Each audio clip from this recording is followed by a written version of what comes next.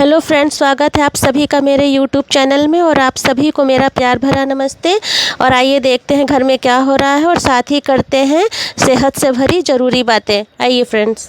Hi friends, आज मेरे घर में लाइट का भेल बन रहा है और देखते हैं सुबह सुबह में आज क्या हो रहा है। तो आइए चलते हैं। फ्रेंड्स, पानी आ रहा है तो आइए पानी के पास चलते हैं। फ्रेंड्स, पानी बहुत ठंडा और मीठा है। फ्रेंड्स, आप तो जानते ही हैं कि बच्चों को पानी में खेलना कितना पसंद है और अगर विशेषकर अगर गर्मी का मौसम है तब तो कहना ही क्या।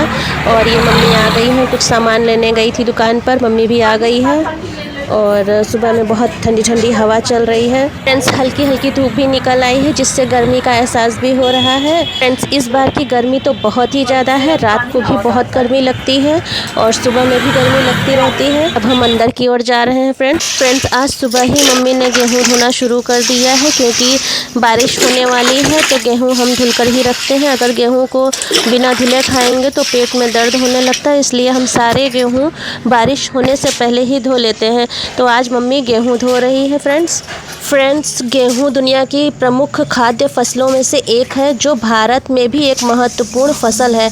यह एक वार्षिक घास है जो विभिन्न प्रकार की जलवायु और मिट्टी में उगाई जा सकती है। फ्रेंड्स, गेहूँ का उपयोग मुख्य रूप से रोटी, ब्रेड, पास्ता और अन्य खाद्य पदार्थों को बनाने में भी किया जाता है। फ्रेंड्स, क्या आप जानते हैं कि गेहूं में कौन कौन से मुख्य तत्व पाए जाते हैं? फ्रेंड्स, गेहूं में प्रोटीन, कार्बोहाइड्रेट, फाइबर और भी विटामिन पाए जाते हैं। फ्रेंड्स, गेहूं से रोटी, पराठा, सूजी, हलवा, समोसा, सलोनी, गुजिया, पूरी, कचौरी, डबल रोटी, टोस्ट, दलिया और भी बहुत कुछ बनता है। फ्रेंड्स, गेहूं को पीस कर आटा बनाया जाता है जिसका उपयोग विभिन्न प्रकार की रोटियां, पराठे और अन्य बेकरी उत्पादों जैसे ब्रेड, केक और कुकीज़ बनाने के लिए भी किया जाता है। फ्रेंड्स, गेहूं की दलिया भी बनती है जो एक पौष्टिक नाश्ता है जिसको मैंने बनाया भी था, आप लोगों ने देखा होगा। वेज दलिया मैंने बनाई थी फ्रेंड्स, गेहूं की एक सीमित मात्रा को पशुओं के चारे के रूप में भी प्रयोग किया जाता है और गेहूं के भूसे को भी पशुओं को खिलाया जाता है। फ्रेंड्स, ध्यान रखने वाली बात यह है कि हमें बहुत महीन आटा नहीं पीसकर खाना चाहिए, थोड़ा सा चोकर युक्त रहने पर वो हमारे सेहत के लिए अच्छा होता है। फ्रेंड्स, आप देख सकते हैं धूप कितनी तेज़ हो चुकी है और गेहूं भी पूरी तरह फैल चुका है और हमारा गोलू मालू यहाँ, आप अभी देखिएगा, ये यहाँ पे गेहूं फैला रहा है। पर फ्रेंड्स, धूप बहुत तेज़ है। फ्रेंड्स, गेहूं फैलाते फैलाते धूप बहुत तेज़ हो गई है। फ्रेंड्स, जबकि मम्मी ने बहुत सुबह ही गेहूं धुलना शुरू कर दिया था और इधर मैंने चाय भी बना ली है। फ्रेंड्स, चाय मेरी तैयार है। सबसे पहले मैंने दूध गर्म करके साइड में रख लिया था क्योंकि चाय बनाने के लिए दूध का गर्म होना बहुत ज़रूरी है। फ्रेंड्स, दूध गर्म करके ही गुड़ की चाय में डाला जाता है और मैंने आपको पहले भी बताया था कि गुड़ की चाय हमेशा धीमी आंच पर और नीचे उतार कर ही डालना चाहिए। फ्रेंड्स, इधर मैं नाश्ता बनाने की तैयारी कर रही हूँ और आज मैं बनाऊँगी भेल। ये है भुजिया नमकीन। फ्रेंड्स, देख सकते हैं कितनी अच्छी दिख रही है भुजिया नमकीन। और ये है आधा नींबू, इसमें हम नींबू डालेंगे। और मैंने ये प्याज पहले से कट करके रखा था। फ्रेंड्स, भेल में प्याज बहुत अच्छा लगता है। और ये है टमाटर, मैंने 2 टमाटर धोकर साफ़ करके रखा हुआ है, आप देख सकते हैं फ्रेंड्स। और ये है मिर्चा, थोड़ी सी हरी मिर्च भी मैंने ली है फ्रेंड्स।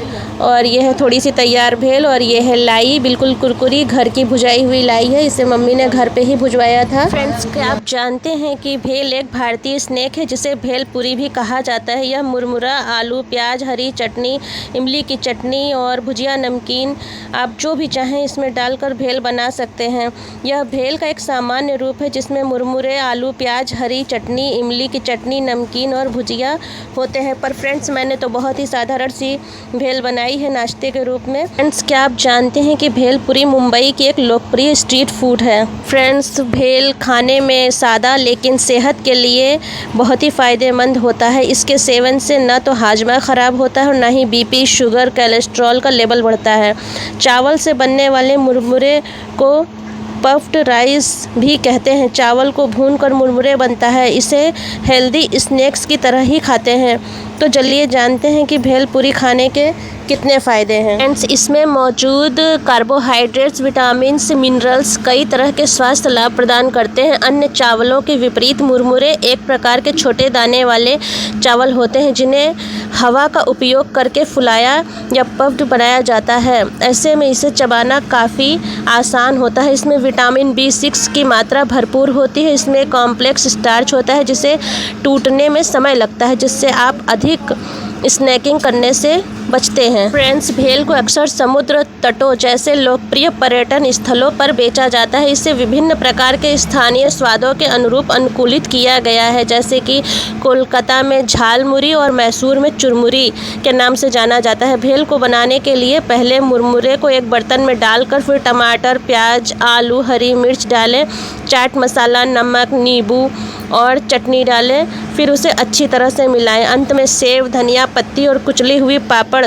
से सजाकर परोसा जाता है। फ्रेंड्स, कभी हल्की अचानक भूख लग जाए या फिर कुछ चटपटा खाने का मन हो तो भेल एक बेहतरीन विकल्प होता है। बच्चों को भी भेल का स्वाद काफ़ी पसंद आता है। कई बार ऐसा होता है कि जब हमें कभी कुछ चटपटा खाने का मन करता है तो हम मार्केट की तरफ रुख कर लेते हैं, लेकिन अगर आप अपने मुंह का जायका बदलने के लिए घर से बाहर नहीं जाना चाहते तो चटपटी भेल आपके लिए एक बेहतरीन रेसिपी हो सकती है। इसे घर पर आसानी से बनाया जा सकता है। फ्रेंड्स, बातों बातों में मेरी भेल तैयार हो गई और आपको भी ये पता चल गया कि भेल के कितने फ़ायदे हैं और भेल कितनी आसानी से बनाया जा सकता है। और फ्रेंड्स, भेल खाने के बहुत से फ़ायदे हैं और हमारा गोलू मोलू भेल खाने के लिए रेडी हो गया है और खा भी रहा है। फ्रेंड्स, ये अभी गेहूँ फैला कर आया है। धूप बहुत तेज़ थी और इसे भूख बहुत तेज़ लग गई थी, इसलिए मैंने फटाफट से इसके लिए भेल बना दिया है और वो देखिए कितने मज़े लेकर खा रहा है। फ्रेंड्स, तो फ्रेंड्स, इसको खाने देते हैं भेल और मैं मिलती हूँ आपसे अगले व्लॉग में सेहत भरी बातों के साथ। आप अपना प्यार और आशीर्वाद मेरे साथ ऐसे ही बनाए रखिएगा। Friends, bye.